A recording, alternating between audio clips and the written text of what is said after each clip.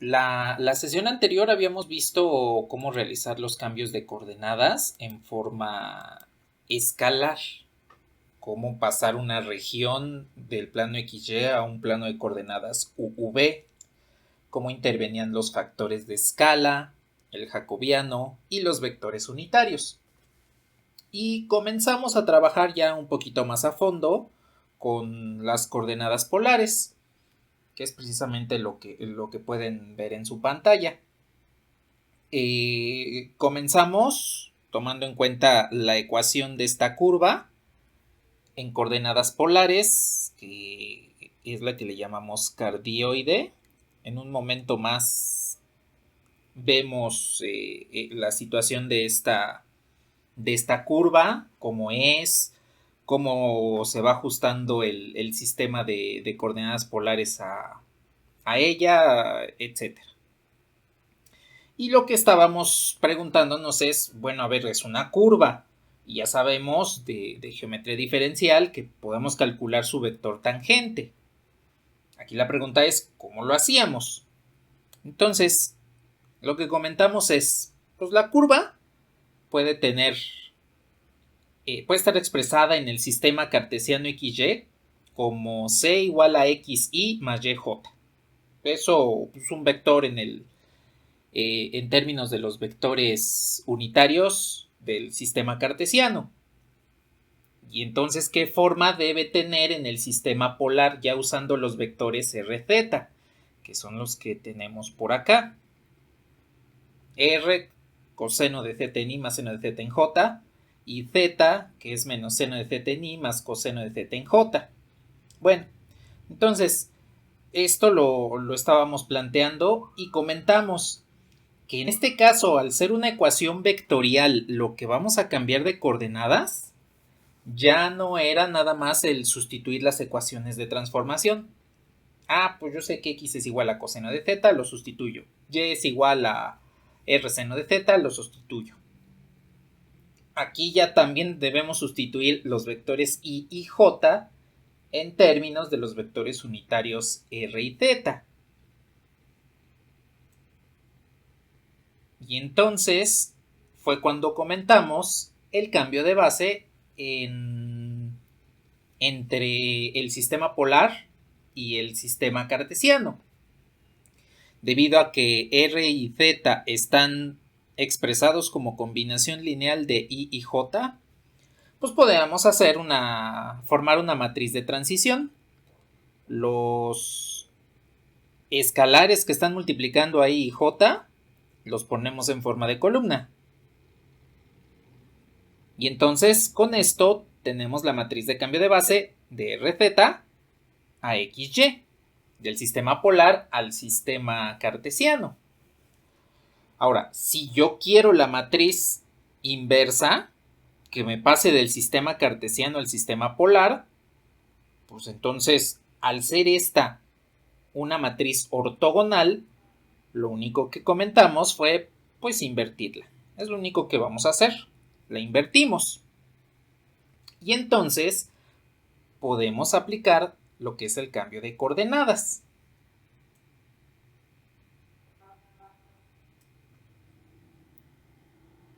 Tenemos que nuestro vector C, en términos de XY más YJ, X y Y los podemos sustituir por R y Z, por sus correspondientes ecuaciones de transformación. Y ese vector lo multiplicamos por la matriz de transición. La matriz que va a cambiar XY a RZ. Y encontramos que la expresión de ese vector C, XY más YJ en coordenadas polares solo se convierte en C igual a R por el vector unitario R. Hasta ahí nos habíamos quedado. Esto es nada más el resumen de lo último que vimos en la sesión anterior. Entonces, a partir de esto es que vamos a comenzar a preguntarnos cómo calcular el vector tangente a una curva en otro sistema de coordenadas. Lo que vamos a hacer en este momento sirve para los otros sistemas que son coordenadas polares y coordenadas cilíndricas, que ya discutiremos un poquito más adelante al respecto de ellos. Entonces, este nada más fue un resumen de lo último en lo que nos quedamos. Entonces, a ver, al momento, ¿tienen algún comentario o necesitan que recordemos algo más? ¿O necesitan anotar alguna otra cosa?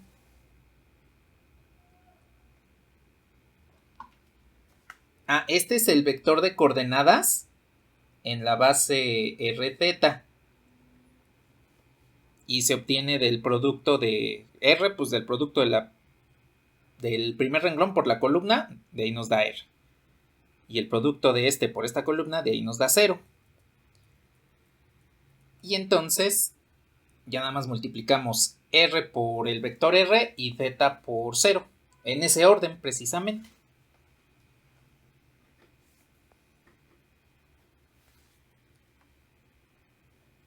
Sí, claro. ¿Por dónde?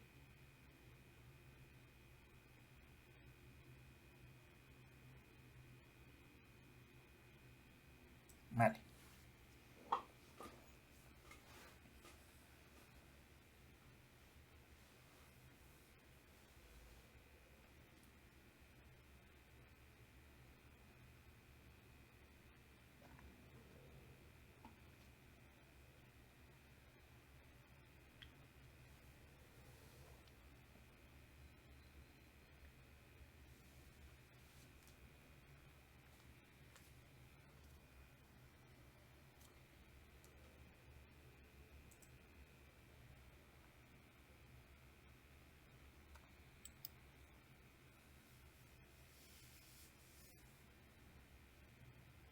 Mientras tanto, ¿algún otro comentario o alguna otra duda que tengan?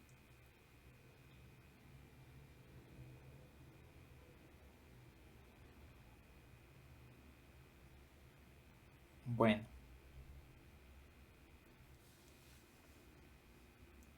Me avisan cuando le pueda mover.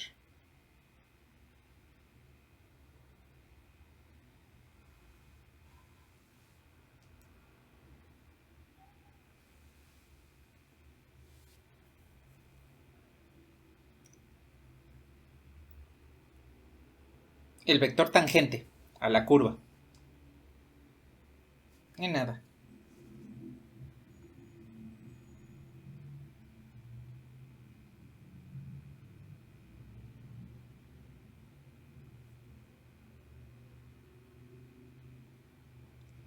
Bueno, mientras tanto, aquí les comento.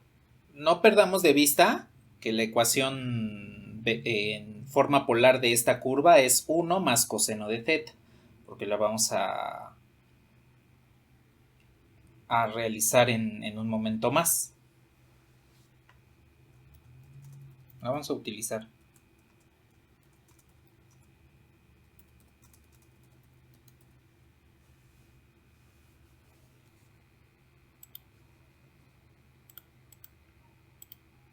¿Qué pasó?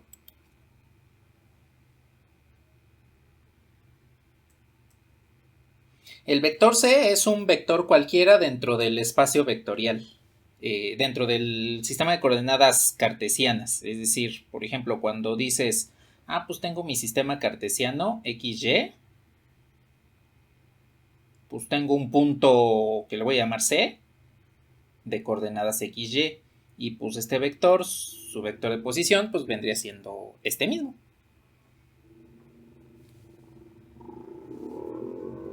De nada.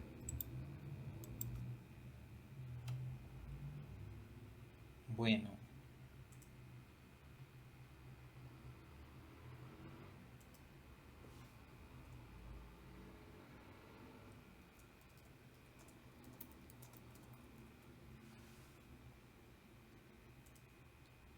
A ver, mientras tanto, le voy a bajar.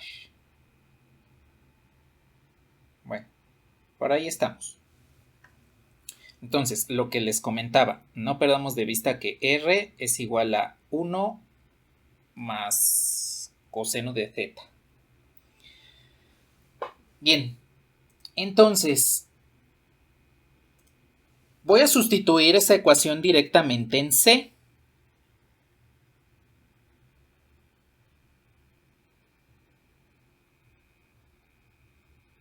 Y resulta que aquí ya tenemos la ecuación completamente transformada a su forma vectorial. Esta ya sería la ecuación en forma paramétrica como las manejamos hace unas semanas. En lugar del parámetro t en términos de x, y, de i, j y k, pues ahora tengo el parámetro z en términos del vector r y z unitarios. Entonces, debido a que la derivada le llamamos invariante, se conoce de esa forma porque no importa el sistema de coordenadas que utilicemos, el resultado es el mismo. Para obtener el vector tangente a una curva en coordenadas polares, hacemos exactamente lo mismo que en geometría diferencial. Derivamos el vector respecto a un parámetro en particular y el resultado es el vector tangente a la curva. Aquí hay que tomar en consideración lo que hicimos. Pasamos tanto la ecuación de la curva en forma polar, de hecho esa ya la teníamos, se las escribí brevemente al final de la sesión anterior y pues nos dimos cuenta de que pues, es una cosa horrible. Y a partir de la matriz de transición hicimos el cambio de coordenadas entre vectores, del vector xy, x en y, y en j, al vector r en r unitario más 0 en z unitario. Y entonces lo único que vamos a hacer para encontrar el vector tangente, ya una vez que hicimos el cambio de coordenadas, es derivar. En este caso nos damos cuenta que z es el valor sobre el cual vamos a derivar por el hecho de que r primero depende de z y z no nos están dando un valor en específico. Entonces esa va a ser nuestra variable de derivación.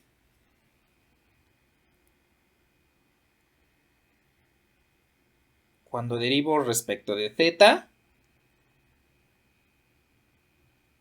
entonces tendría que derivar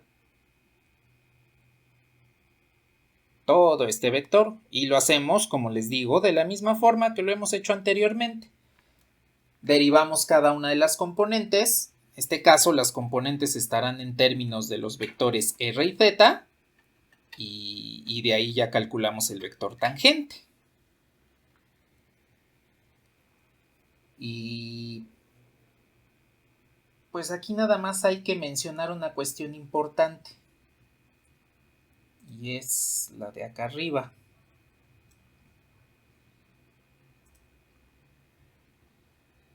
Ay, esta no era. Tanto R como Z unitarios, los vectores unitarios de este sistema de coordenadas, son variables. No son constantes como los vectores I y J. I sabemos que vale 1, 0 en el plano coordenado, J sabemos que vale 0, 1 y eso no lo podemos cambiar. Pero en el plano polar, dependiendo del valor que tengamos de Z, R y el vector unitario Z van a tener diferente forma. De hecho, lo podemos observar ahí en la expresión de combinación lineal con los vectores I y J. Como R y Z dependen de Z, eso quiere decir que al momento de derivarlos, también debemos tomarlos en cuenta y sacar sus respectivas derivadas.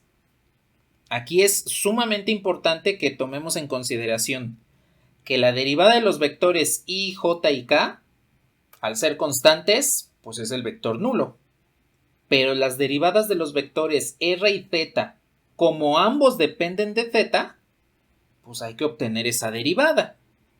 La vamos a obtener aquí para el vector r, que es el que tenemos. Y al final, ya que tengamos el vector tangente, derivamos z para ver qué nos da. Y nada más es la única vez en la que los vamos a obtener. Porque después, cuando hagamos alguna otra cuestión en coordenadas polares, pues ya sabemos cuánto valen esas derivadas.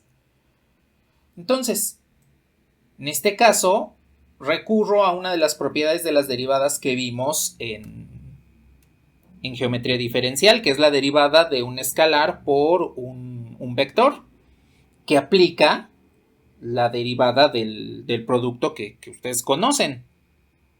La primera por la derivada de la segunda más la segunda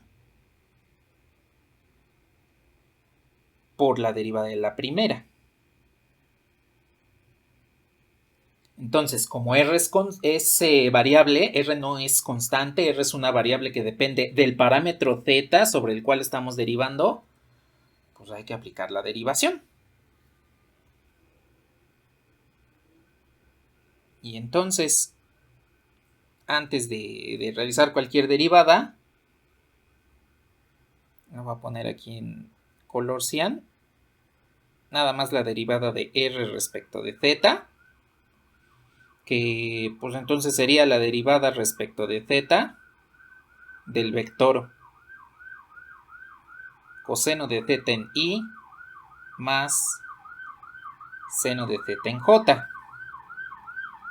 Ahora, una cuestión, nada más quiero comentarles que el vector R es unitario, tiene magnitud constante. Entonces derivo. La derivada del coseno pues es el menos seno. Y la derivada del seno pues es el coseno. Entonces, ¿qué es lo que sucede aquí? Ese vector menos seno de θ en I más coseno de θ en J, pues es el vector unitario θ. Por lo tanto, la derivada de R del vector unitario R respecto de θ es el vector θ. Y eso pues es lógico porque recuerden que hace tiempo demostramos que cuando derivamos un vector de magnitud constante, su derivada es ortogonal.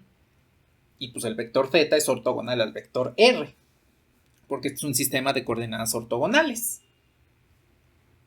Entonces, aquí ya no vamos a hacer otra cosa.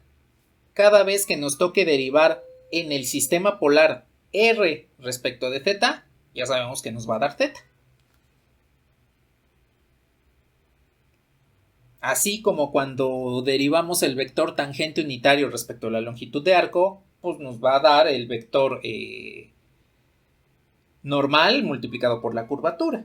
Aquí va a suceder lo mismo, nada más que en este caso sí vamos a obtener un vector perpendicular y unitario, que es el vector θ. Entonces, cada vez que derivemos R, vamos a encontrar el vector θ. Siempre y cuando estemos derivando respecto de θ, porque si estamos derivando respecto de otra cosa, entonces pues, sería constante y ahí sí sería el vector nulo.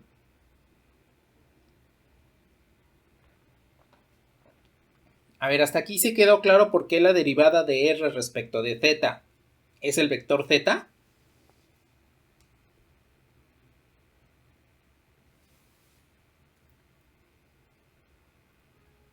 Bueno.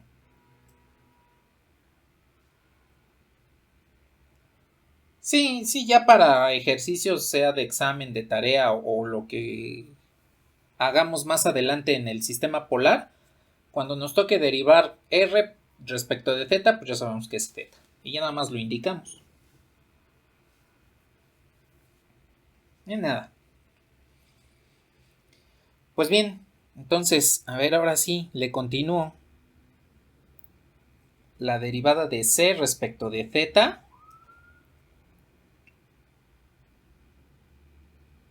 es la primera por la derivada de R respecto de θ, pues ya sabemos que es el vector θ, más R por la derivada de 1 más coseno de θ respecto de θ. Pues la derivada de 1 es 0 y la derivada del coseno es el menos seno. Y entonces tenemos que esta derivada nos denota el vector tangente No es unitario, por eso es que no le pongo aquí el circunflejo de unitario, nada más le pongo el gorrito usual de vector, porque este no es unitario. El vector tangente al cardioide viene siendo menos seno de θ en R más 1 más coseno de θ en el vector θ. Y pues con esto ya podemos hacer lo mismo que hicimos en geometría diferencial a partir de, de una curva en coordenadas polares. Ya sea que la curva esté expresada en forma cartesiana y la parametricemos a forma vectorial o que directamente la tengamos en forma vectorial.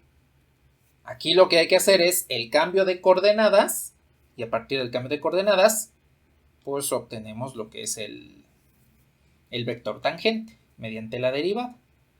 En general, el valor z es el parámetro sobre el cual vamos a realizar la derivada, porque se acostumbra que en el sistema de coordenadas polares la variable independiente sea z y la dependiente sea r, a menos que se especifique otra cosa. Pero en esencia, digámoslo así, como el 95% de las veces, las curvas en coordenadas polares van a estar parametrizadas con base en z.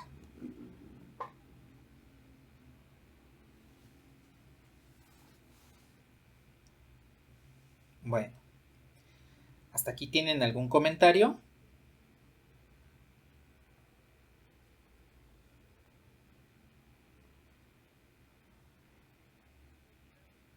El vector tangente. Entonces aquí esto lo pongo que es el vector tangente.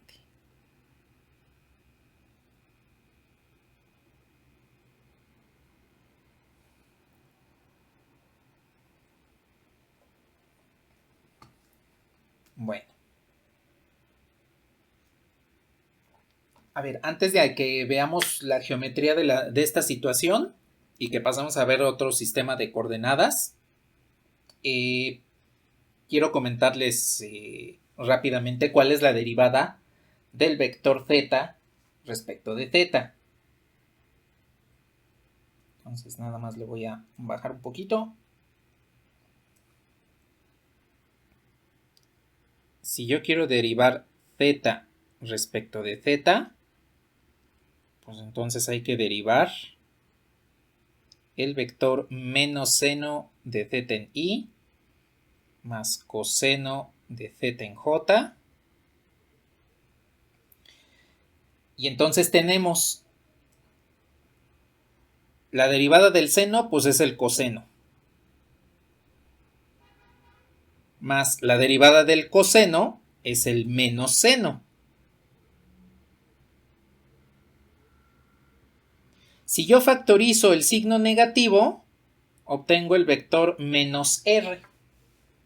Entonces, cada vez que deriven r respecto de z, obtienen el vector unitario z. Y cada vez que deriven z, el vector unitario z respecto de z, obtienen el vector unitario menos r. Y pues ya con esto, cada vez que utilicemos las derivadas de esos vectores, pues ya nada más las colocamos, ahí las indicamos. Derivada de r respecto de z, ya sabemos que es z, la de z respecto de z ya sabemos que es menos r y pues con eso es suficiente. En los siguientes sistemas de coordenadas polares vamos a ver que sucede algo similar. De hecho, el sistema de coordenadas que le vamos a llamar cilíndrico es prácticamente esto, pero le agregamos una componente más. Y el que va a tener un poquito más de complicaciones es el sistema de coordenadas, ahí se me fue su nombre, esféricas, que también lo revisaremos en un momento más.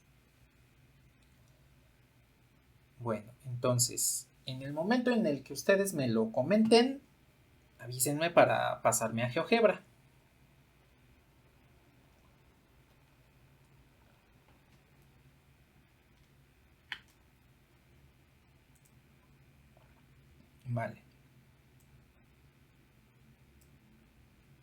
A ver, nada más déjenme. Abro el archivito donde lo tengo.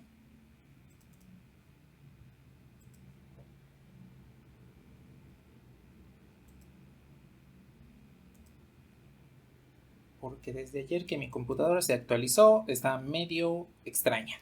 Entonces, para evitar sobrecargarla,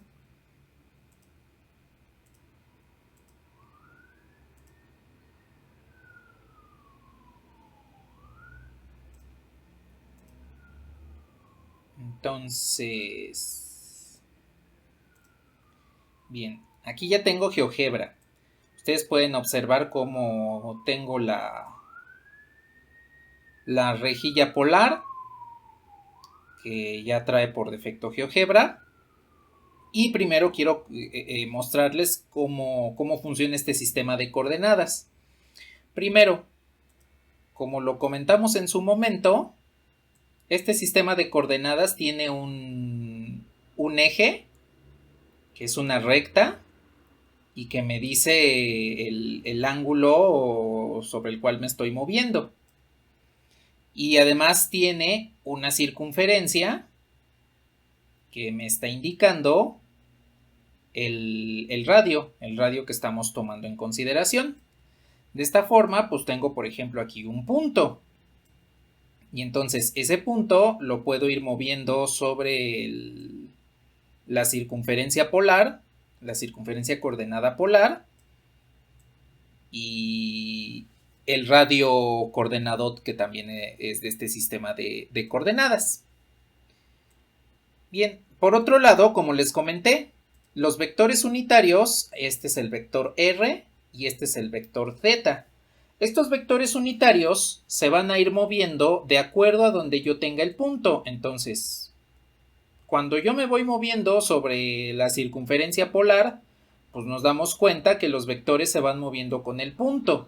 Observen cómo el vector Z en todo momento es tangente a la circunferencia polar y el vector R en todo momento sería tangente a la recta, que como ya lo habíamos comentado, es el vector director de una recta. A final de cuentas, el vector tangente a una recta es su vector director. Bien, entonces, así es como funciona el sistema de coordenadas polares, ya visto desde la perspectiva de la circunferencia y la recta polar, porque lo habíamos visto como un plano similar al sistema de coordenadas cartesianas. Pero aquí ya lo podemos observar de mejor forma en su situación natural, que es una circunferencia y un radio. Bueno, por lo pronto voy a ocultar estos. Voy a dejar estos en 0.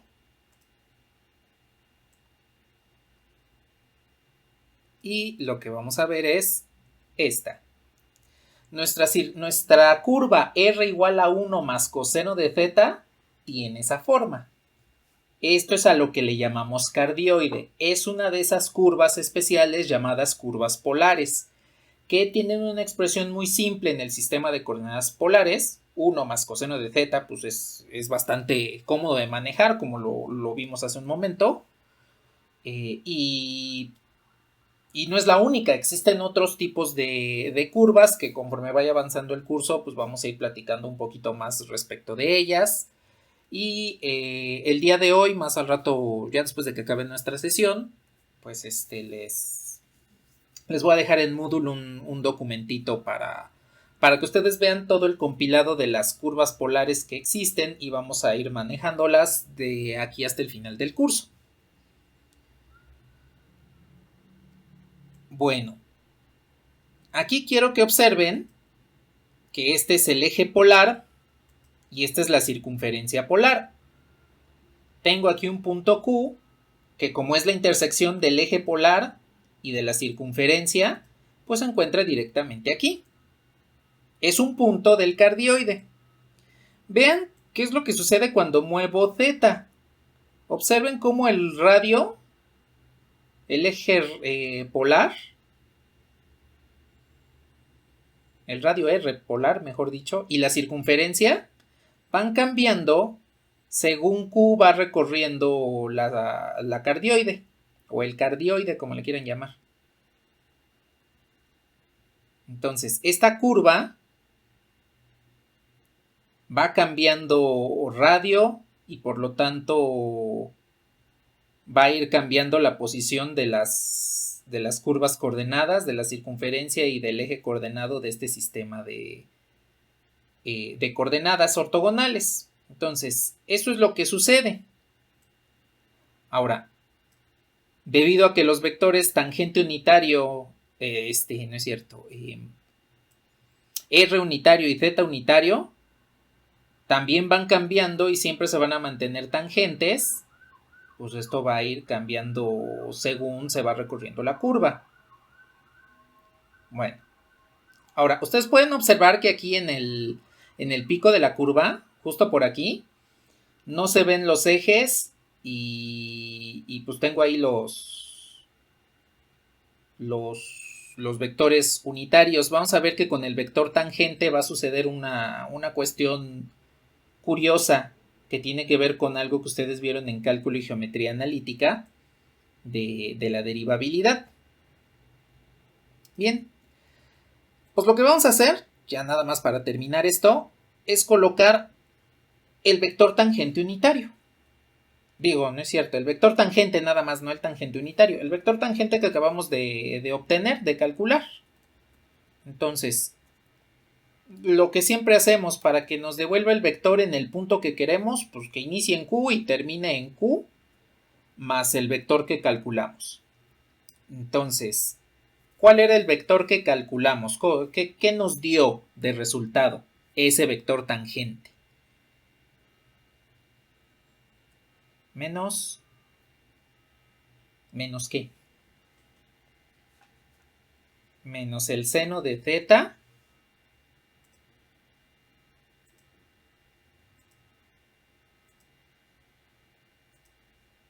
menos seno de θ en el vector R, aquí ya lo tengo como el vector R unitario, más 1 más coseno, ¿no? 1 más coseno de θ en el vector θ unitario. Bien, el vector en color negro, voy a ocultar un poquito por el momento los vectores R y Z. El vector tangente a la curva, en ese punto, vean cómo efectivamente en Q es tangente al cardioide en este lugar. Y observen cómo al mover Z, que es el parámetro sobre el cual estamos derivando, pues efectivamente va siendo tangente en todo momento.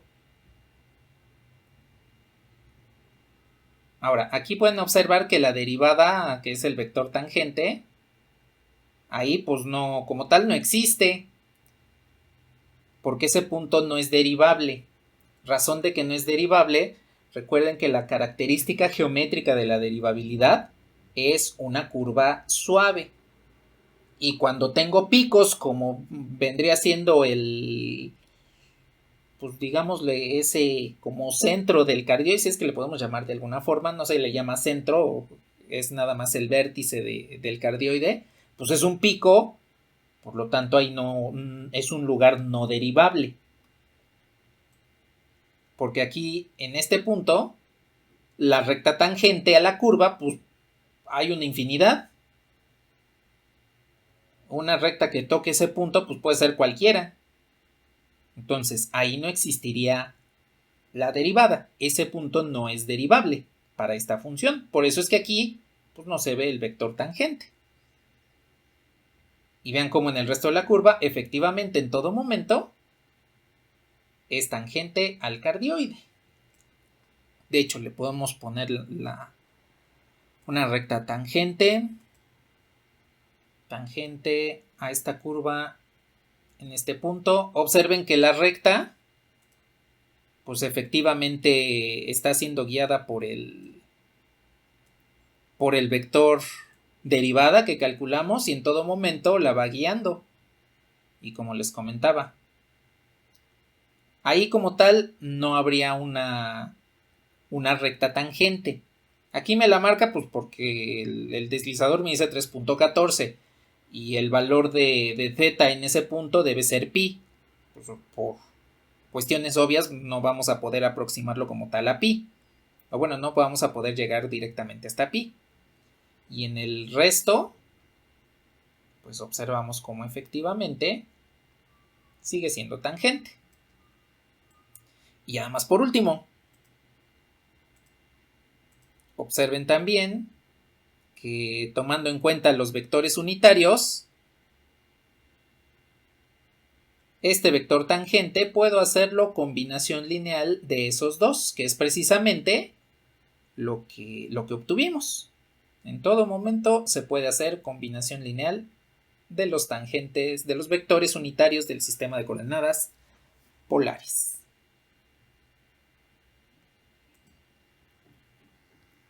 ¿Hasta aquí tienen algún comentario?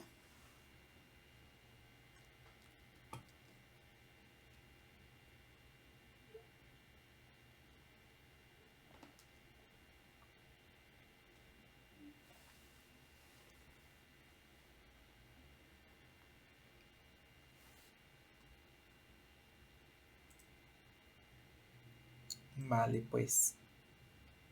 Entonces, observen que podemos hacer en coordenadas polares lo mismo que hicimos en coordenadas cartesianas, a partir del parámetro t, vectores i, j y k. Y eso se debe a que la derivada, como les comenté hace un momento, es invariante. No importa en qué sistema de coordenadas estemos aplicando la derivada. Siempre nos da el mismo resultado. En este caso, el vector tangente a una curva. Bueno.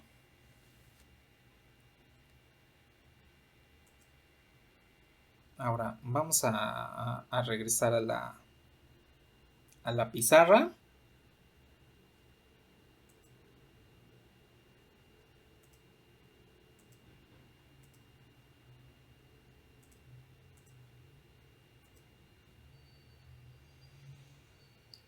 Y por el momento vamos a dejar hasta aquí el sistema de coordenadas polares.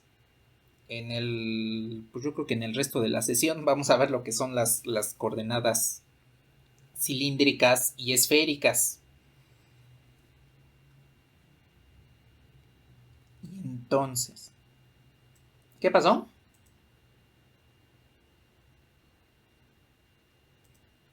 Ah.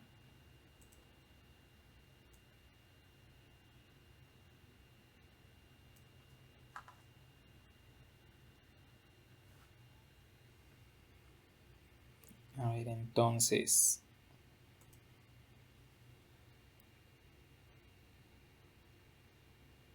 En el espacio vectorial R2 ya tenemos coordenadas cartesianas XY y RZ.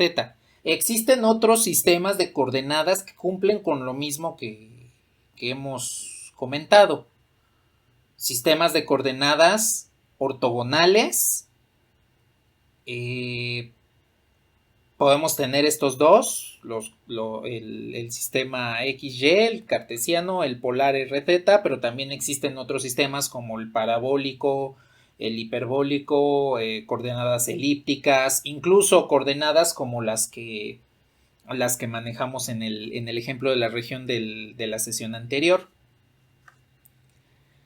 Y cuando nos pasamos al espacio vectorial R3, pues sucede exactamente lo mismo. Tendríamos el sistema de coordenadas cartesianas, X, Y, Z, y de aquí tenemos dos importantes. El sistema cilíndrico y el sistema esférico. Ahora, una cuestión. El sistema cilíndrico existen muchas versiones. El sistema cilíndrico parabólico, cilíndrico elíptico, cilíndrico hiperbólico, pero cuando en este curso hablemos de coordenadas cilíndricas, Estamos hablando de coordenadas cilíndricas circulares.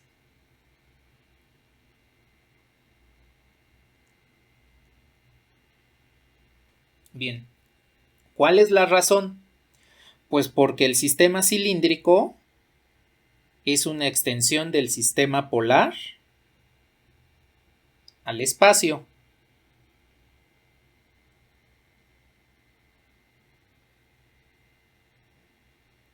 Esto nos va a devolver un cilindro, porque como ya hemos visto, un cilindro circular.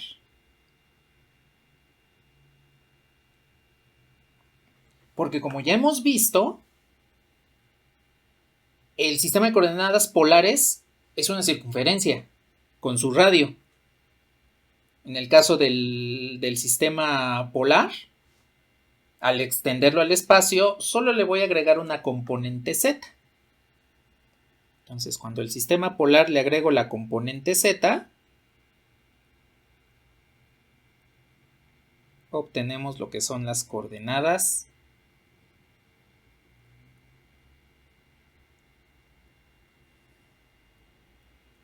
cilíndricas. Bueno, entonces aquí ya vamos a ir extendiendo directamente el sistema polar a las coordenadas cilíndricas.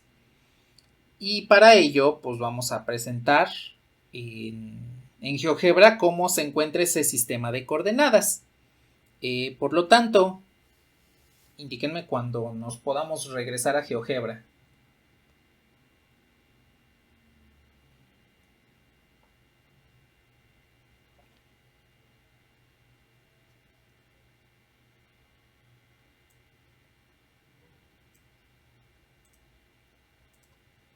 Bueno, entonces, nada más que déjenme cargo el archivo, porque ya saben que como esto se congela en 3D,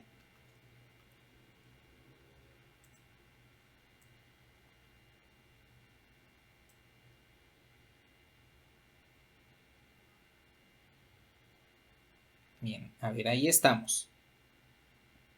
Lo que tengo aquí pues es el sistema de coordenadas polares. Aquí podemos ver cómo Z se va moviendo sobre la circunferencia. Esta va aumentando según R. Y ahora, cuando nos pasamos a 3 dimensiones, pues ya tenemos 3 superficies. R me va a representar este cilindro, que es precisamente un cilindro circular recto, es una circunferencia que tiene una altura. Entonces, R viene siendo, al momento de variarla, un cilindro. Z es un plano que va a ir dando vueltas. Va a ir girando sobre la circunferencia como si fuese una puerta. Pues sí, es como si tuviesen aquí una puerta que pueden ir abatiendo sobre toda esta circunferencia. Y la nueva coordenada z, pues es el plano XY que conocemos, que en este caso sería el plano polar, que puede bajar y puede subir sobre el cilindro. Entonces el plano z pues es como un elevador. Y ahí ustedes pueden observar que un punto es la intersección de dos rectas, una que me representa el eje radial, otra que me representa el eje Z trasladado hacia el punto, y la otra que me representa la circunferencia coordenada del sistema polar.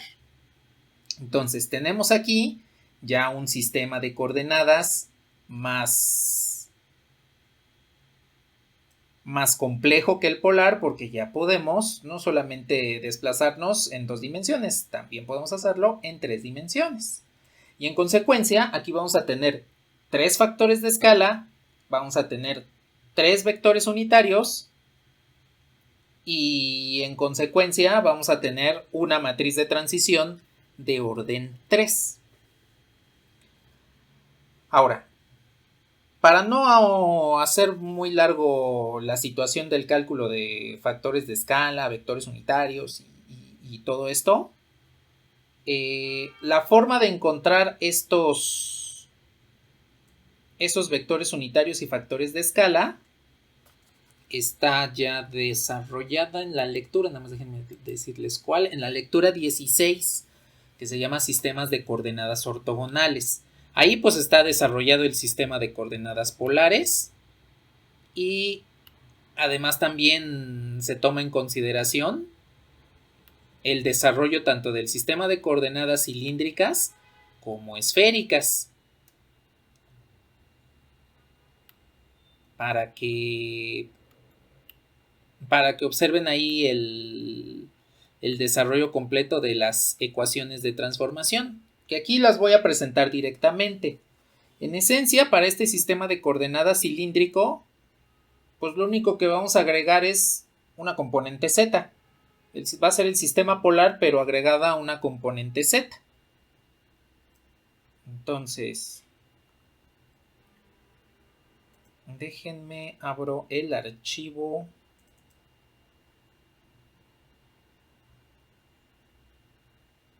Para presentar este sistema de coordenadas, las características de este sistema.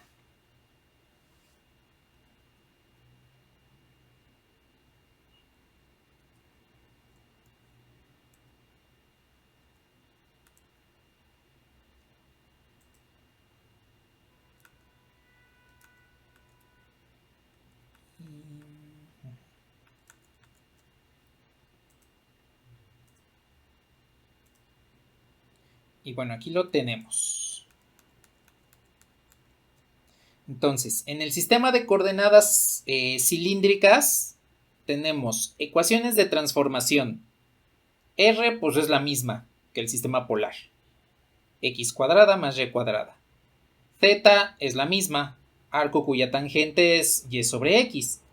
La nueva componente Z pues va a ser la misma Z del sistema de coordenadas cartesianas. En este caso, las ecuaciones de transformación inversas, X pues es R coseno de Z, Y es R seno de Z y Z pues sigue siendo Z. Aquí no va a cambiar absolutamente nada.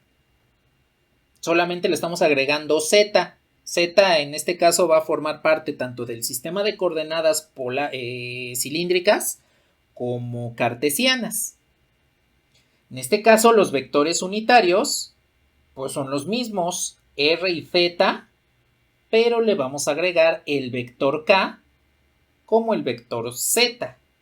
Aquí vamos a hacer la diferencia entre K y Z por el hecho de mantener una notación uniforme entre los vectores, entre las coordenadas R, Z y Z con sus respectivos vectores unitarios, R unitario, Z unitario y Z unitario.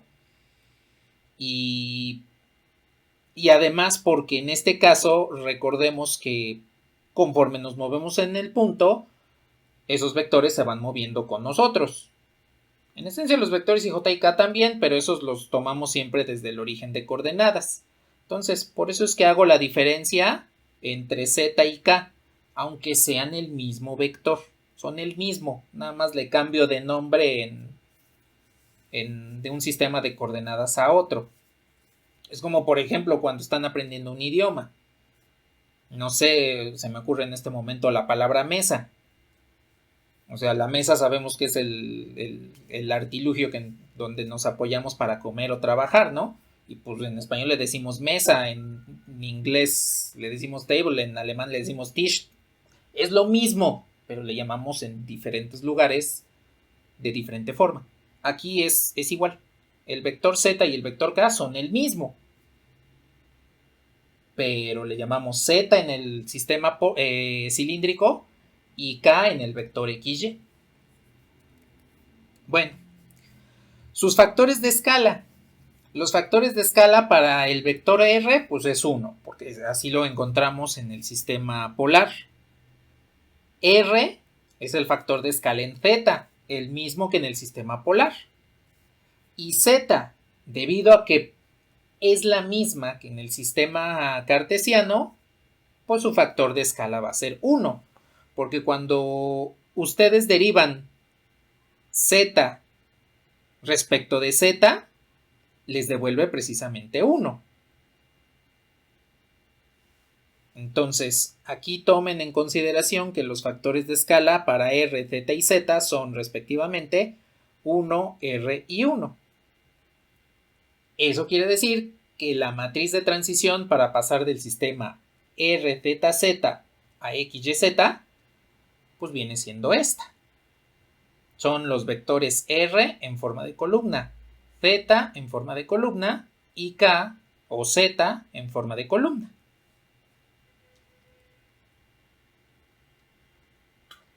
Entonces, aquí tomen en consideración que solamente le estamos agregando Z al sistema polar y con eso encontramos el sistema de coordenadas cilíndricas.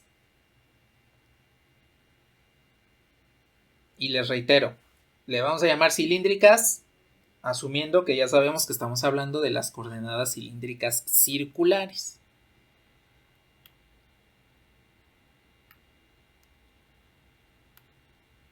Bueno. ¿Al momento tienen algún comentario sobre este nuevo sistema de coordenadas?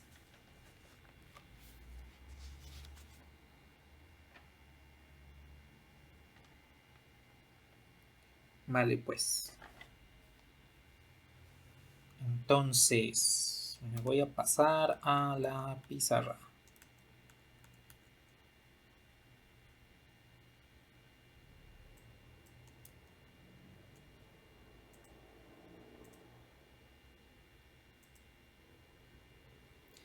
Ay, ahora que recuerdo, nada más espérenme porque...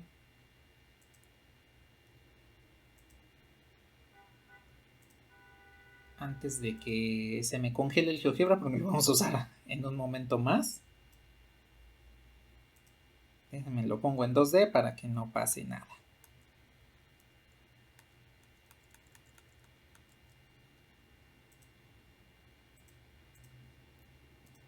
Y ahora sí. Entonces, en este sistema de coordenadas podemos hacer exactamente lo mismo que hicimos hace un rato. Nada más que ahora lo podemos hacer, por ejemplo, con una superficie. Entonces, lo que vamos a hacer es obtener el vector normal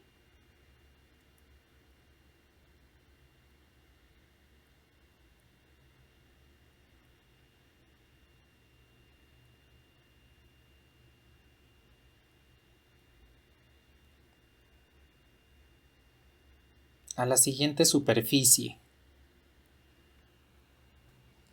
que es z igual a x cuadrada más y cuadrada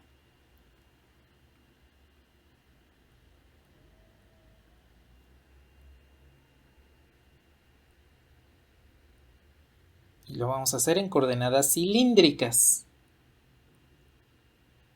Entonces ya encontramos un vector tangente en coordenadas polares. Ahora vamos a encontrar un vector normal, pero en coordenadas cilíndricas. Y vamos a ver qué es lo que está sucediendo con este nuevo vector, con este nuevo sistema de coordenadas, que en esencia la forma en la que trabajamos en el sistema polar es exactamente el mismo que en el sistema cilíndrico. Nada más le vamos a agregar un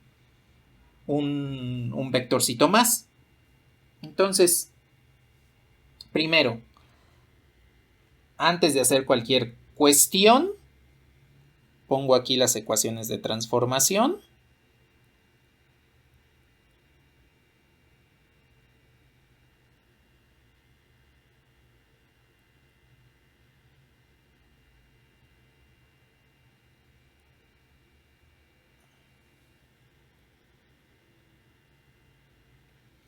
Esta es la primera y la segunda.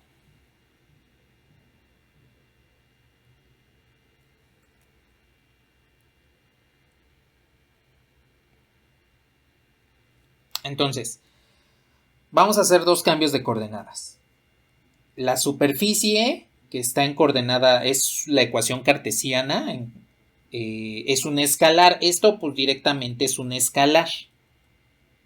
Entonces vamos a hacer igual que en el caso anterior.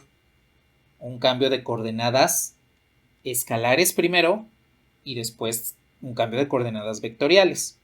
En el caso anterior, pues no lo hicimos así tan evidente porque ya nos habían dado la ecuación directamente. En algún otro momento lo podemos hacer un poquito más adelante. Entonces, lo que hacemos cuando estamos haciendo el cambio de coordenadas de un escalar, solo de un escalar, es sustituir directamente las ecuaciones de transformación. Entonces, si yo tengo que z es igual a x cuadrada más y cuadrada, pues sustituyo directamente las ecuaciones de transformación. Ahora, nada más una cuestión. Conforme ustedes vayan trabajando un poco este tipo de situaciones, se van a dar cuenta que hay formas más rápidas de sustituir, de encontrar la ecuación cartesiana, la ecuación en otro sistema de coordenadas, en lugar de sustituir directamente estas. Lo voy a poner como ejemplo esto. Primero, z pues es la misma z, entonces esa se va a quedar igual.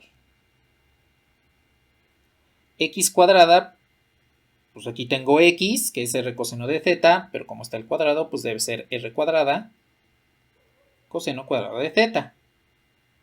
Más y cuadrada, pues entonces es r cuadrada seno cuadrado de z.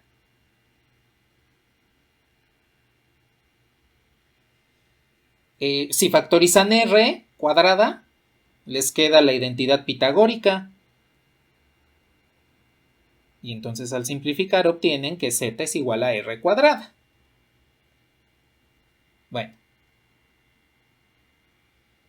Hasta ahí sí queda claro lo que hicimos, de sustituir las ecuaciones de transformación en la ecuación cartesiana.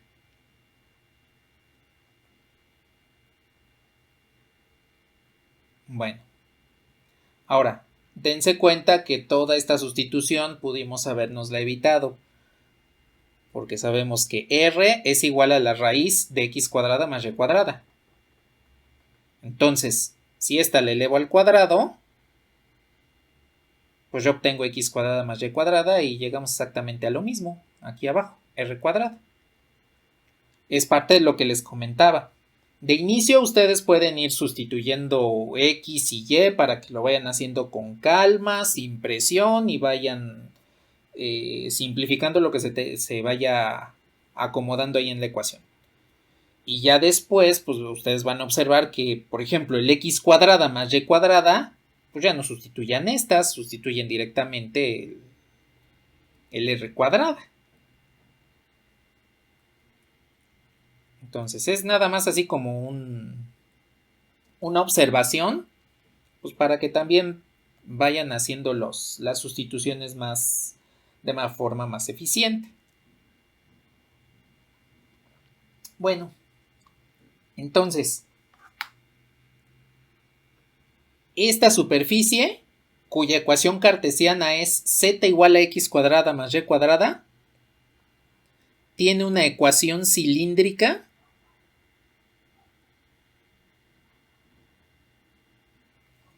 z igual a r cuadrada. Bueno, aquí pueden observar que no es mucho, pero es más simple que x cuadrada más y cuadrada. Z igual a una suma de cuadrados, pues está bien, pero en este caso z igual a un cuadrado es más fácil de manejar. Bueno.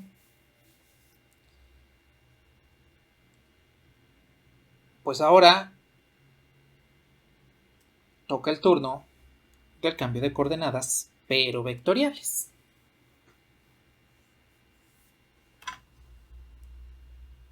Entonces, aquí voy a ir anotando los vectores unitarios. El vector R, pues que ya lo conocemos.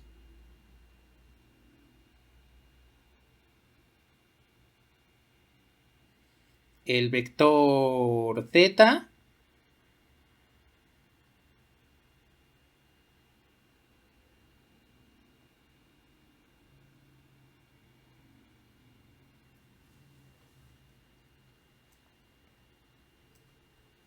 y el vector z.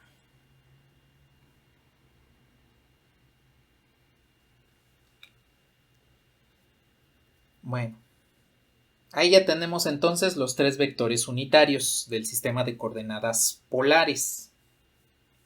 Entonces, ya que tenemos en cuenta esto, vamos a encontrar la matriz de transición. La que mostramos es de RZZ a XYZ, es decir, estos como combinación lineal de I, J y K. Entonces la otra matriz es la que va a ser combinación lineal de R, Z y Z.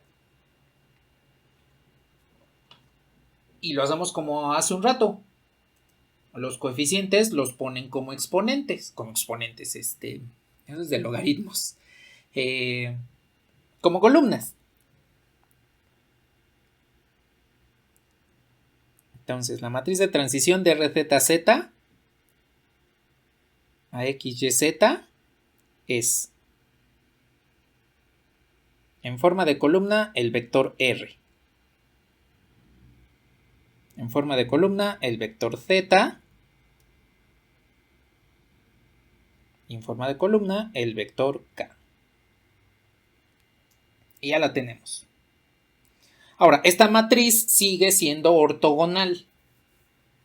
Es decir, es una matriz cuyo determinante es 1, en este caso es 1, 1 o menos 1, no importa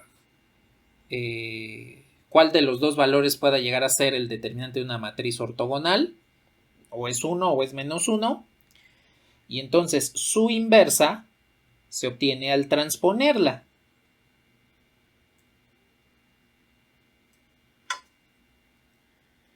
Es decir, la matriz de transición de XYZ a RZZ es coseno menos seno 0. Seno, coseno, 0 y 0, 0, 1. Y entonces, esta va a ser la matriz que vamos a utilizar para cambiar de coordenadas el vector C en coordenadas X, Y, Z al vector C en coordenadas R, Z, Z, que más o menos ya deben darse una idea de acuerdo a como lo vimos anteriormente en el sistema polar, ya que esta es una extensión de ese sistema, que nos va a quedar algo similar.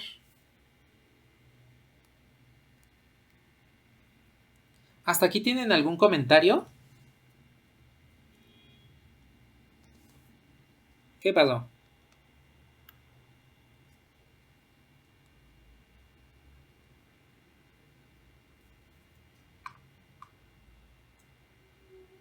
No le puse. Ay. No, es que aquí fue un error mío. Cierto, aquí no me había dado cuenta.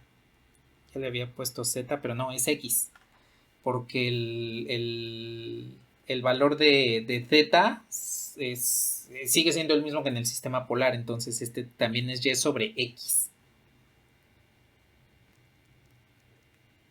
Donde vamos a ver que cambia un poquito es en el sistema esférico, porque ahí vamos a calcular dos ángulos.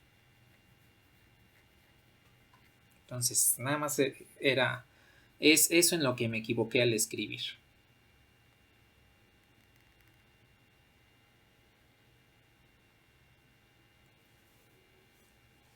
Bueno, pues entonces vamos a hacer el cambio de coordenadas. En este caso, nuestro cambio de coordenadas va a tomar en cuenta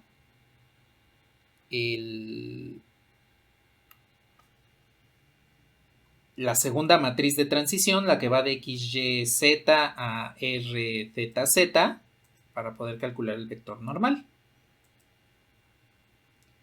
Ah, sí, lo último que había comentado es que acá arriba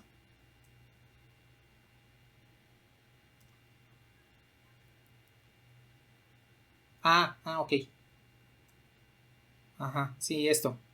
Que las matrices de transición, pues esta la obtenemos con los vectores en forma de columna, los unitarios, y esta simplemente la transponemos. La inversa va a ser la transpuesta al ser una matriz ortogonal. Y es la que vamos a utilizar para pasar de XYZ a RZZ. De nada.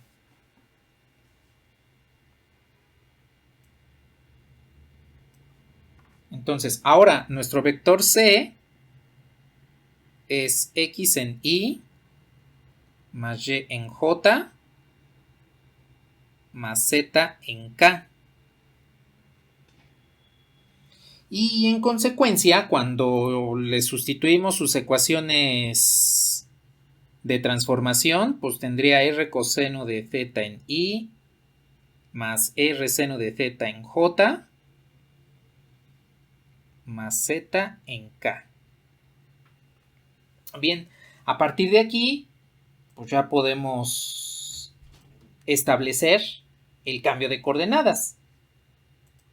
Es decir, esta matriz de transición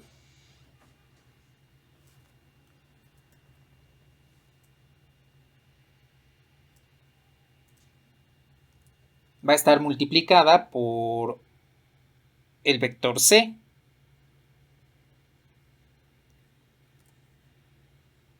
R coseno, R seno y Z. Bueno, aquí ustedes pueden darse cuenta que el producto va a ser similar al del cambio de coordenadas en el sistema polar. Aquí arriba nos va a quedar R, en medio nos va a quedar 0, porque al multiplicar este renglón por esta columna, sería R por coseno, R coseno de Z por coseno, pues es R coseno cuadrado, más R seno cuadrado, más 0. Pues directamente me queda R nada más. El siguiente nos quedaría menos R coseno seno más R coseno seno más 0. Y el último, solo nos queda Z.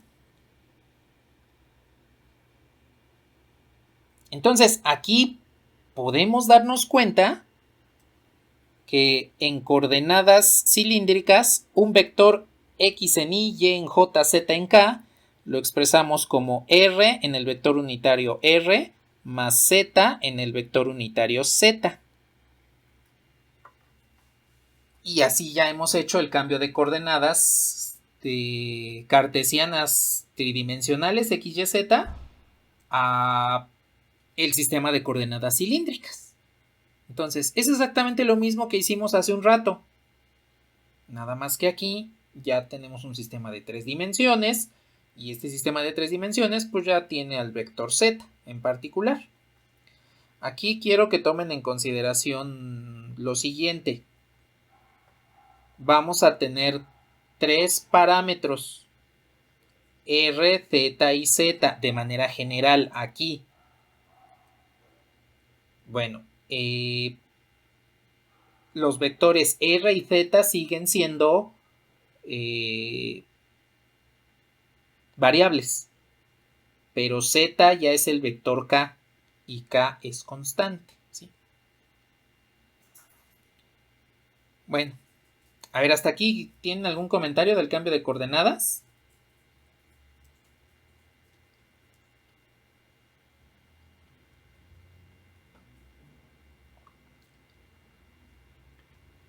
Ajá, sí, un vector X, Y, Z cualquiera.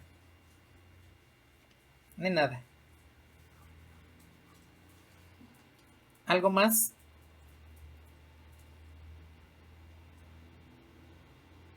Bueno, pues entonces, ahora sí, hagamos el cambio.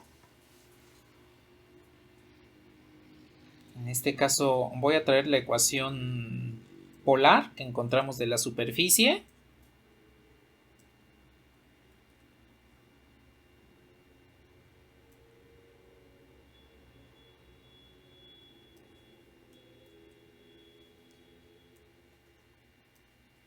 Y ya que tengo aquí la ecuación polar, la sustituimos en el vector para encontrar entonces la forma parametrizada de esta superficie. Bueno, ahora nada más para el ejemplo en particular, en lugar de C le voy a llamar S de superficie. C pues puede ser cualquier vector, el que sea, ¿no? X, Y, Z. Aquí nada más al sustituirlo ya le voy a llamar el vector S. Nada más déjenme escribo bien la S. Y entonces R pues se queda tal cual, R en el vector R. Y Z pues es R cuadrada. A ver, aquí quiero preguntarles, ¿qué parámetros están interviniendo en la ecuación vectorial de la superficie? Esta que es la ecuación vectorial cilíndrica. ¿Qué parámetros pueden ver ahí?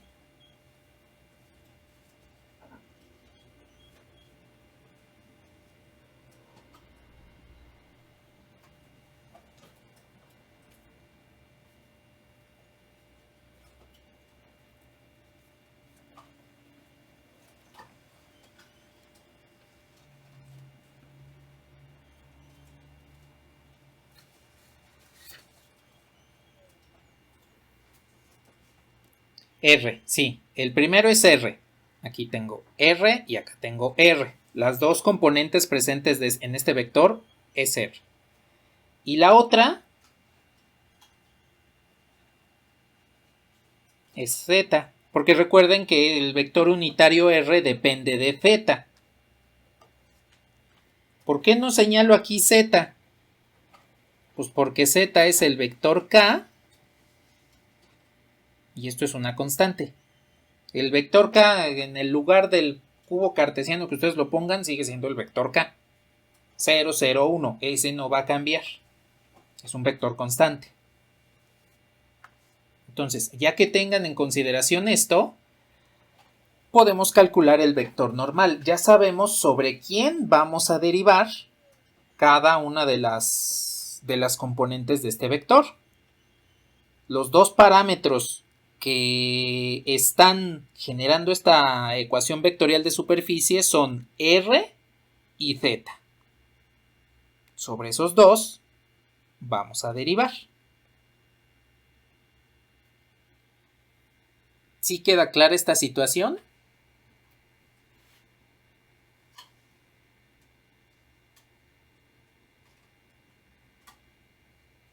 Bueno.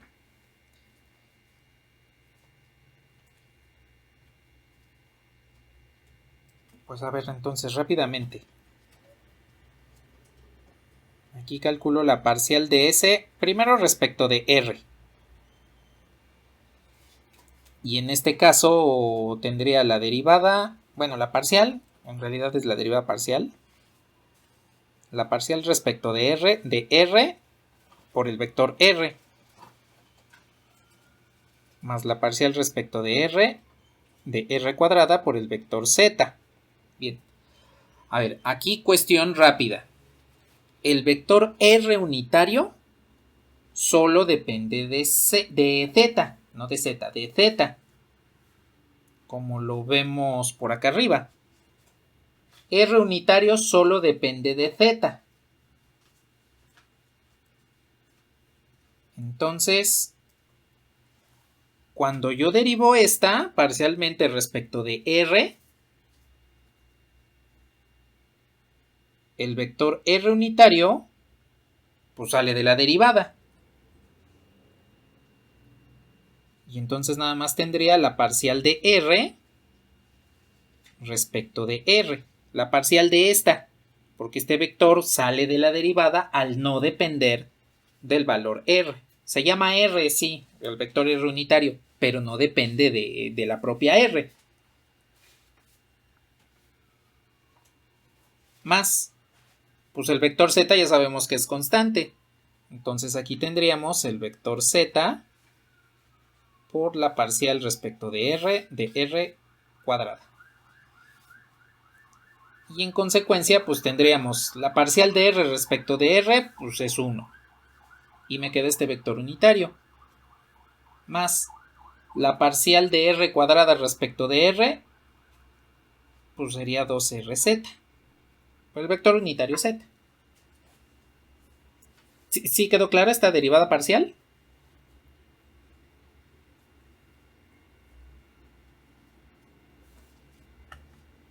¿Qué, perdón?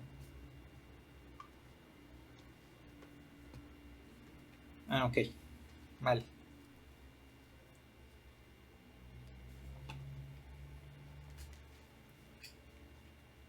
A ver, rápidamente.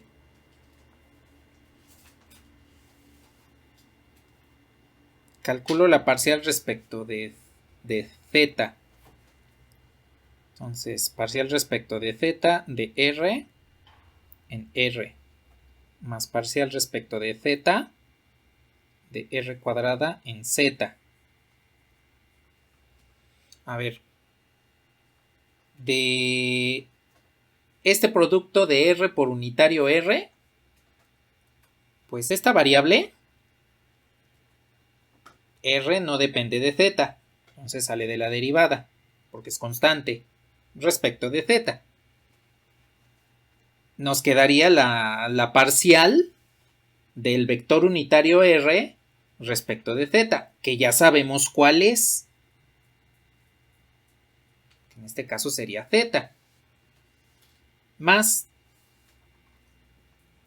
al calcular la derivada parcial de R cuadrada, pues R no depende de Z. R escalar no depende de Z. R escalar es una variable tal cual. Entonces sale de la derivada. Y la derivada del vector Z, que es un vector constante, pues es el vector nulo.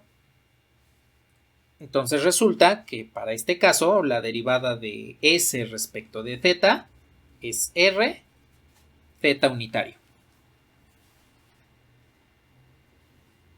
¿Hasta ahí todo bien?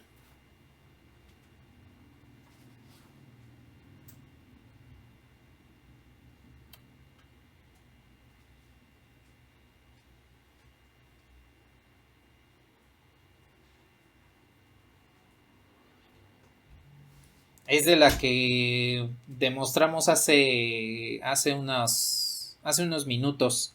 A ver, creo que todavía lo tengo por acá. Ah, sí, aquí.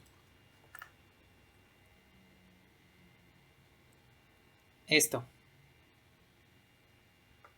Porque en esencia en el sistema cilíndrico el vector R es el mismo que en el polar. Entonces, al derivar, ya sea derivada ordinaria o derivada parcial de R respecto de Z, siempre obtenemos Z. De ahí salió. Y nada.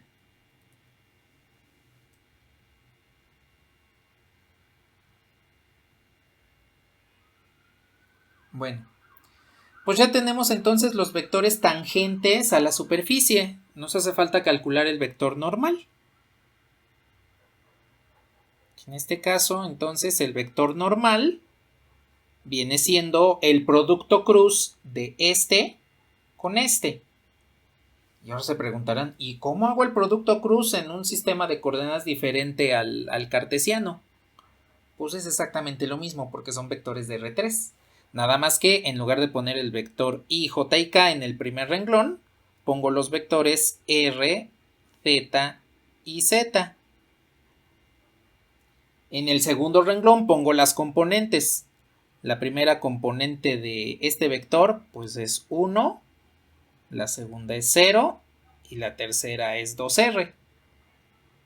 Y para este vector la primera es 0, la segunda es R y la tercera es 0. Entonces, estos siguen siendo vectores de R3. Son variables, sí, pero no le quitan la naturaleza de ser vectores del espacio vectorial R3. Y pues aplicamos el producto cruz como lo conocemos. Entonces, elimino renglón columna, este por este menos este por este. Entonces me quedaría menos 2R cuadrada en R. Elimino renglón, elimino columna, y sería este por este menos este por este. En este caso me da 0, pero recuerden que en el vector de en medio, no importa si es j o es z, siempre va el signo negativo. En este caso sería menos 0 en z, ¿no?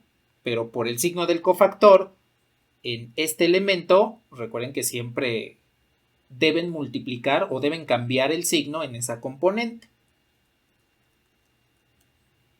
Y por último, elimino renglón, elimino columna y es este por este menos este por este.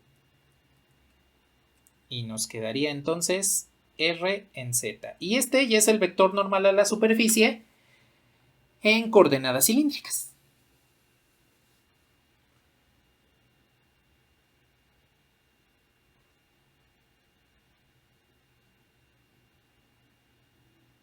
Dense cuenta que es prácticamente una combinación de lo que hemos visto de geometría diferencial de superficies y el sistema de coordenadas polares, en este caso.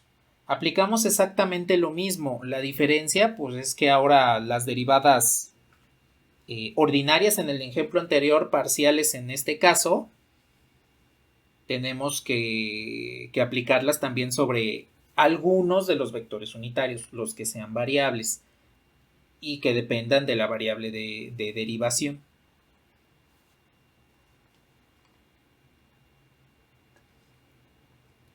¿Algún comentario al momento?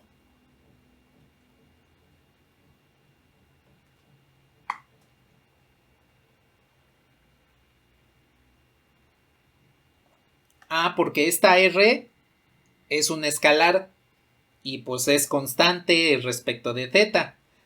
En la ecuación de transformación, que sería esta, R solo depende de X y Y, no depende de Z. Y al derivar parcialmente la función que no dependa de Z, pues por eso nos da 0.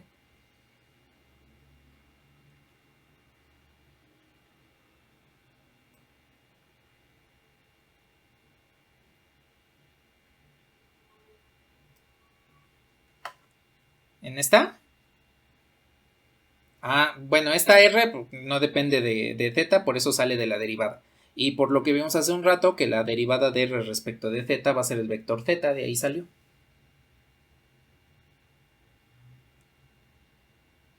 De nada.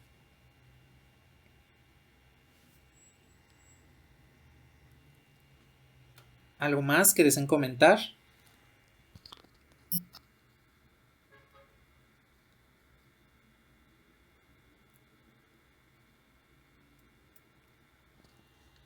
Bueno.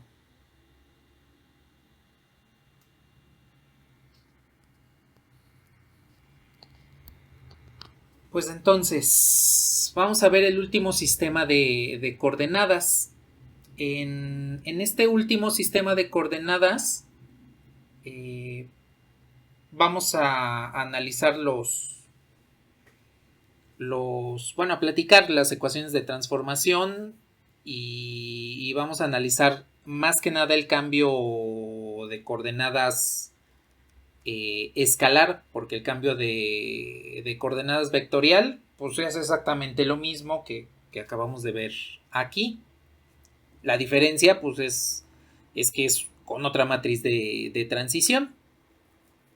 Entonces, díganme si me puedo pasar a GeoGebra.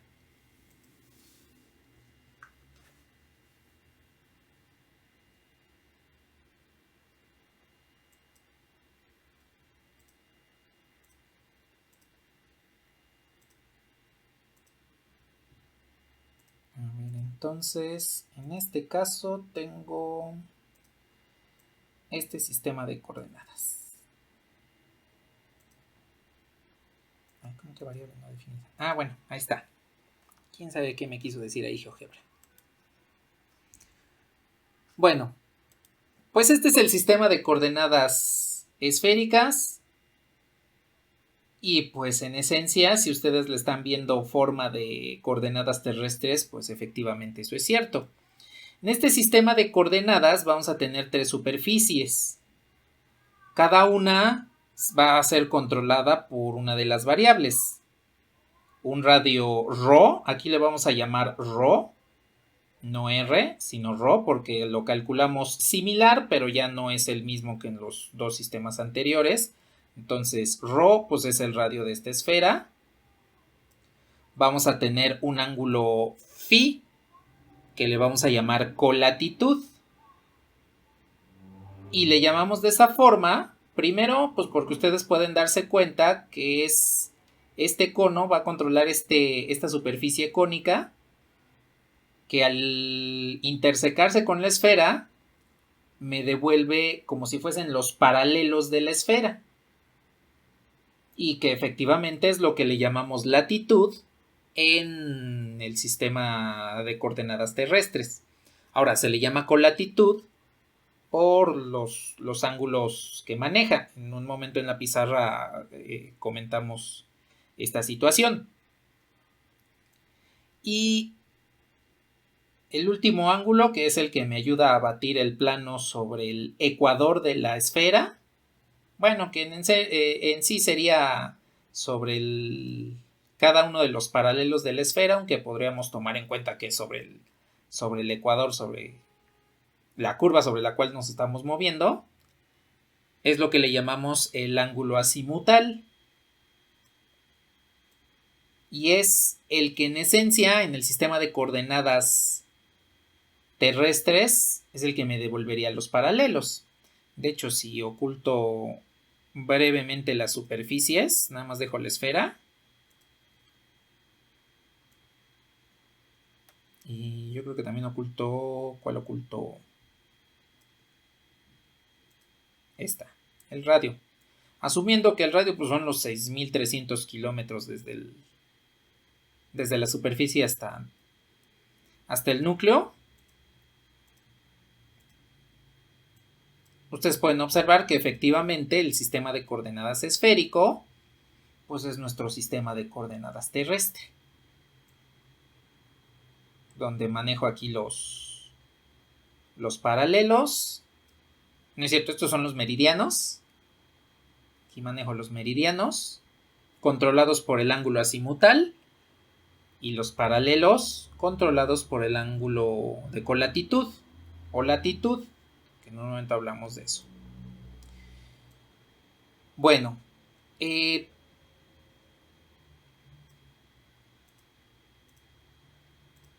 nada más rápidamente.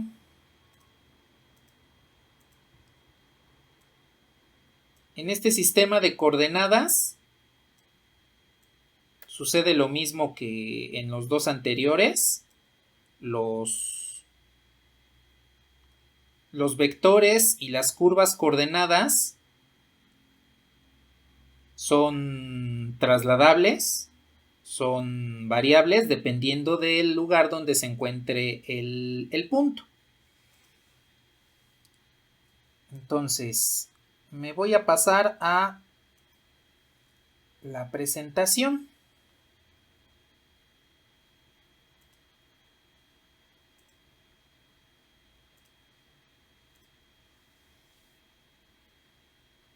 Y entonces, aquí tengo el sistema de coordenadas esférico, que en este caso voy a tener ecuaciones de transformación, son más complicadas. Toda la forma de obtener las ecuaciones de transformación se encuentran en la lectura ya comentada, que ya les comenté, la lectura 16. Ahí voy desarrollando paso a paso de dónde salen estas ecuaciones de transformación, para que pues, le echen por ahí un ojo y entonces observen cuál es el desarrollo. Tengo aquí los factores de escala. Aquí cambian un poco estos factores de escala. El primero, en el radio Rho, se conserva igual, es 1. En el ángulo phi, la colatitud, el factor de escala es Rho. Y en el ángulo azimutal θ, el factor de escala ya es Rho seno de θ. Sus vectores unitarios son un poquito más complicados, por el hecho de que ahora son dependientes de phi y de θ. Entonces, en este caso, Si yo quiero obtener, por ejemplo, el vector normal a una superficie en coordenadas esféricas, pues resulta que debo derivar sobre estos parámetros. Aquí los parámetros ya los vamos a tener fijos. Van a ser phi y θ. También hay que tomar en cuenta que la matriz de transición, esta también es de orden 3, pero ya es un poquito más compleja, precisamente porque va a tener aquí las componentes de los vectores unitarios ρ, phi y θ en columna. Aquí se me pasó una z, esa z no va. Nada más son ρ, phi y θ. Entonces, nos damos cuenta que el sistema de coordenadas esférico es un poquito más complicado.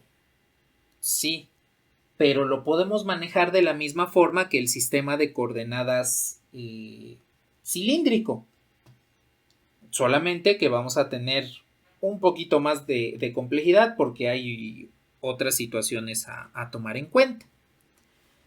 Entonces, me voy a pasar a la pizarra para que comentemos respecto a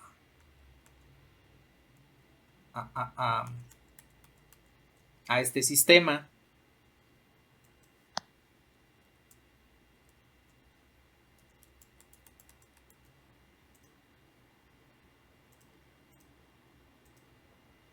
Díganme si les puedo borrar.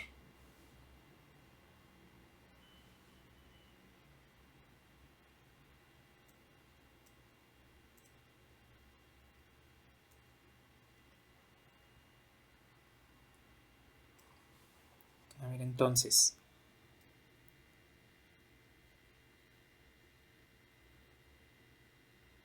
Aquí tengo las coordenadas esféricas.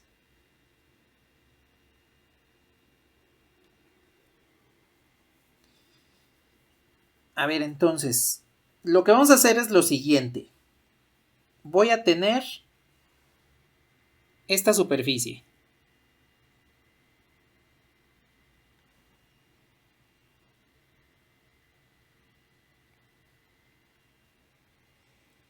Y entonces vamos a pasar esta superficie a coordenadas esféricas. Vamos a parametrizar esa superficie en coordenadas esféricas y a partir de ahí vamos a comentar cómo sería la forma del vector x en y, en j, z en k, pero en coordenadas esféricas. Bueno, pues entonces, ecuaciones de transformación. Aquí el radio ρ pues es x cuadrada más y cuadrada más z cuadrada. El ángulo phi es el arco cuyo coseno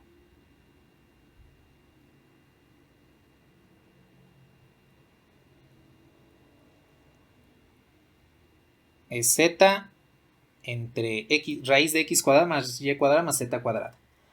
¿Qué pasó, Alexis?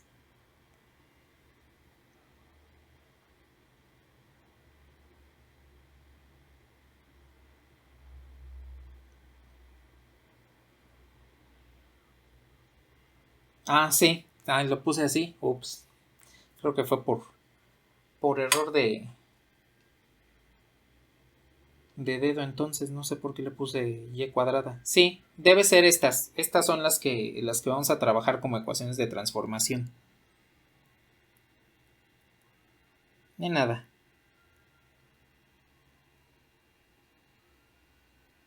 Y z pues es el ángulo usual en que hemos manejado en los sistemas cilíndrico y polar, arco cuya tangente es y sobre x.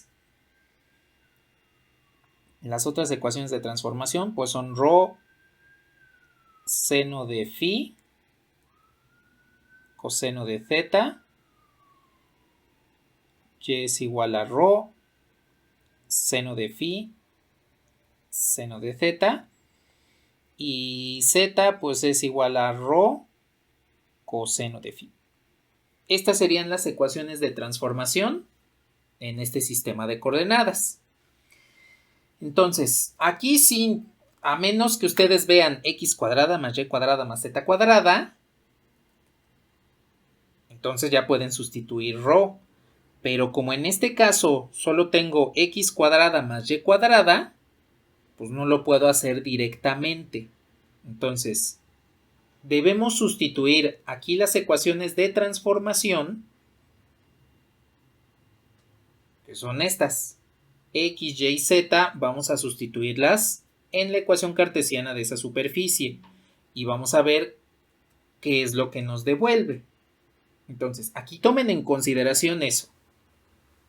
Forzosamente necesitamos x cuadrada más y cuadrada más z cuadrada para que podamos sustituir por ρ cuadrada o por ρ, alguna potencia de ρ. Puede ser la raíz cuadrada o ρ al cubo, o ρ cuadrada, ρ a la 3 medios, etc. Pues vamos a hacer la sustitución para ver cómo cambia la ecuación cartesiana de esta superficie a su ecuación esférica. En esencia es lo mismo que hemos hecho anteriormente con el sistema cilíndrico. Entonces, x cuadrada vendría siendo ρ cuadrada, seno cuadrado de phi, coseno cuadrado de θ.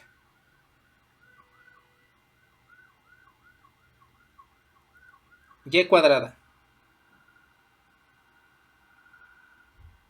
es ρ cuadrada, seno cuadrado de phi, seno cuadrado de θ. Y esto tiene que ser igual a 3z cuadrada. Es decir, 3 ρ cuadrada, coseno cuadrado de phi. Bien. ¿Hasta ahí todo bien?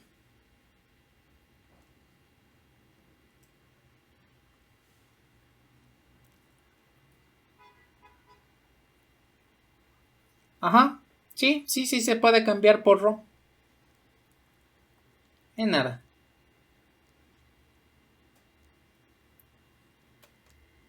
A ver, aquí rápidamente.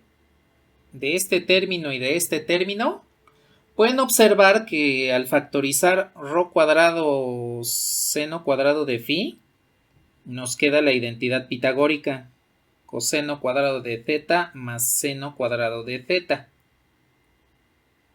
Esto es igual a 3 ρ cuadrado coseno cuadrado de phi. Y pues esa identidad me queda 1. Entonces tendría ρ cuadrado seno cuadrado de phi es igual a 3 ρ cuadrado coseno cuadrado de phi. Ahora, aquí una cuestión importante. ρ es un radio. Tiene que ser mayor o igual a 0. ρ puede tomar el valor de 0. Y recuerden lo que les había comentado alguna vez. No podemos simplificar así directamente si no sabemos cuál es su valor. Entonces, ρ puede tomar el valor de 0. Pero consideren esto. Si yo tengo un radio 0, no tengo superficie.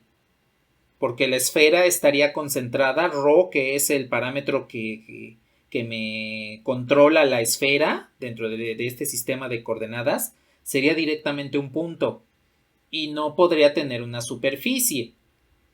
Entonces, para esta superficie, en esencia, ρ tendría que ser diferente de 0. Como es un radio,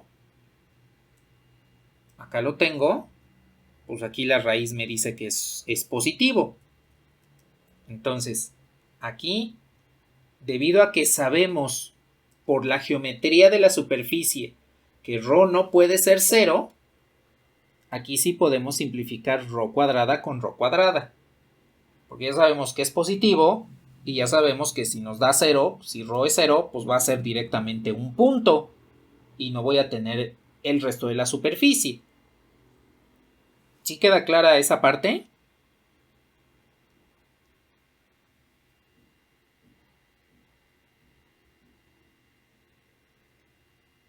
Bueno, y por último,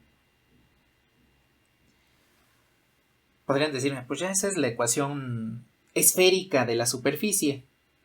No tan rápido, porque observen que phi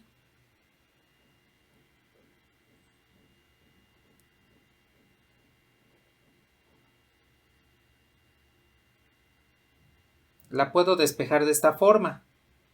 Dejarla como seno cuadrado de phi entre coseno cuadrado de phi igual a 3. Y en consecuencia,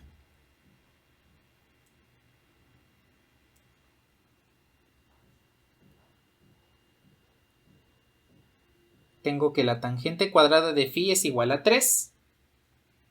Ahora, puedo tomar la raíz. Tangente de phi es igual a la raíz de 3. Ahora, aquí podemos tomar la parte positiva o la parte negativa. Sí. Y es aquí donde quería hablar precisamente sobre phi. A ver, phi en el sistema de coordenadas esférico es el ángulo que parte, digámoslo así, desde el polo norte hacia abajo por la esfera, como si me estuviera dibujando el meridiano, como si fuese un gajito de la esfera. Ese sería phi. Phi me va controlando por dónde voy bajando a lo largo de este meridiano, de este gajito de esfera. Bueno, resulta que por el ángulo azimutal z, este gajito yo le puedo dar la vuelta a toda la esfera. Y por lo tanto, no hace falta que yo le dé la vuelta completa a la esfera a lo largo de este meridiano. Es decir, no hace falta con que yo parta por la mitad la esfera en forma vertical, porque z ya me va moviendo este gajito, este meridiano, sobre toda la superficie. Entonces, phi va a tener valores entre 0 y pi. Z, pues que viene del sistema polar, va a tener valores desde 0 a 2pi. Con esto, pues estamos asegurando que ese meridiano le va a dar la vuelta completa a la esfera. Y entonces lo único que necesito para el ángulo phi, para la colatitud, es precisamente bajar y subir. Es lo único que necesito, por eso es que va desde 0, que vendría siendo en el polo norte de la esfera, hasta 180, que vendría siendo en el polo sur. De ahí que se le llame colatitud.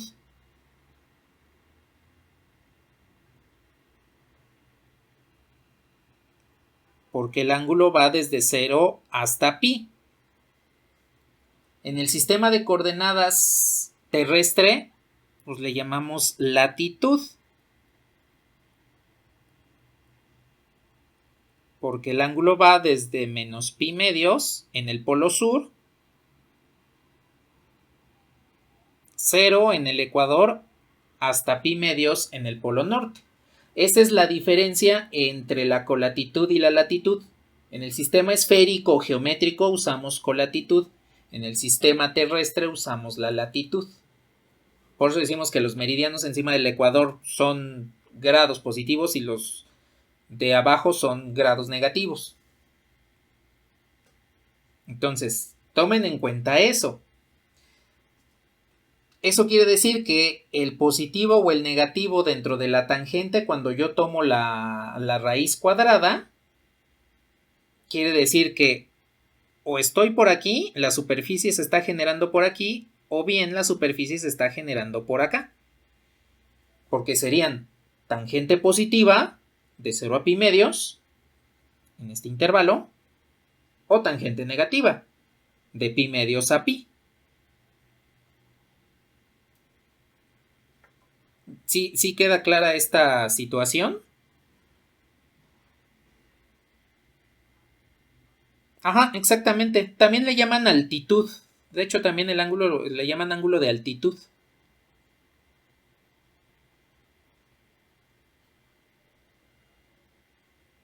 Ajá, exactamente. Exacto. De nada. Y entonces esta superficie tiene dos ramas. Una que abre por arriba y otra que abre por abajo. Voy a tomar la que abre por arriba, solo la positiva. Digamos que la tangente de phi pues es igual a la raíz de 3. Y al despejar phi, necesito saber cuál es el arco cuya tangente es raíz de 3. ¿Se acuerdan cuál es el arco cuya tangente es raíz de 3?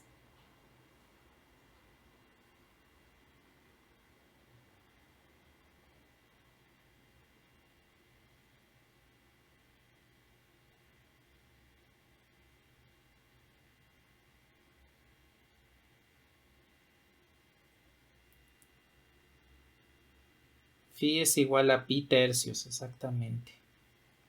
Entonces, la superficie, lo que está haciendo en nuestro sistema esférico es que si yo tengo aquí el eje Z, está barriendo aquí pi tercios, que vendrían siendo 60 grados, y es donde voy a estar generando aquí la superficie. En esencia, esto es un cono. Entonces, recuerden que vimos que en el sistema de coordenadas esférico, el ángulo phi me denota una superficie que es un cono. Por eso es que este phi constante igual a pi tercios es un cono donde la pared de la superficie forma un ángulo de 60 grados con el eje Z, que este es el ángulo phi de colatitud en el sistema de coordenadas esférico. Entonces, este pues viene siendo un cono. Y pues el cono en el sistema cartesiano pues es x cuadrada más y cuadrada igual a 3z cuadrada. Y vean cómo en el sistema esférico solo me queda igual a pi tercios. Entonces, al momento de tomar en cuenta la superficie que tenemos aquí para representar en el sistema esférico, pues es nada más una constante. Y pues esto es más fácil de trabajar, es más fácil que trabajemos pi tercios a que trabajemos x cuadrada más y cuadrada igual a 3z cuadrada.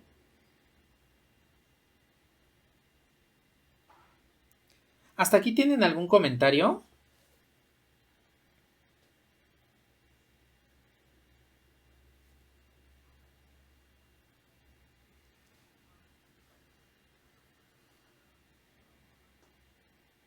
Ajá, exactamente.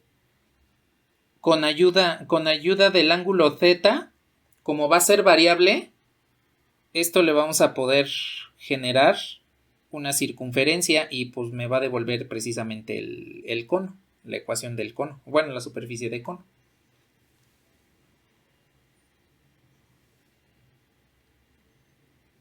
Bueno, ¿qué pasó?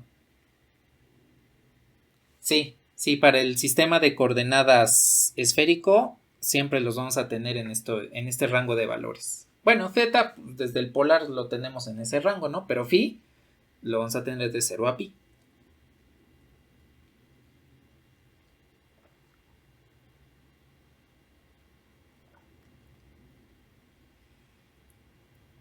Bueno, pues ya se nos acabó la sesión. Para ya no atrasarnos más, en Moodle les voy a dejar un documento de complemento donde pues ahí les voy a dejar este ejemplo para calcular el vector normal de la misma forma que lo hicimos en el sistema de coordenadas cilíndricas. Es exactamente lo mismo. Ahí vamos a ver cómo usar esos vectores unitarios. Entonces, en un ratito más les coloco esa situación.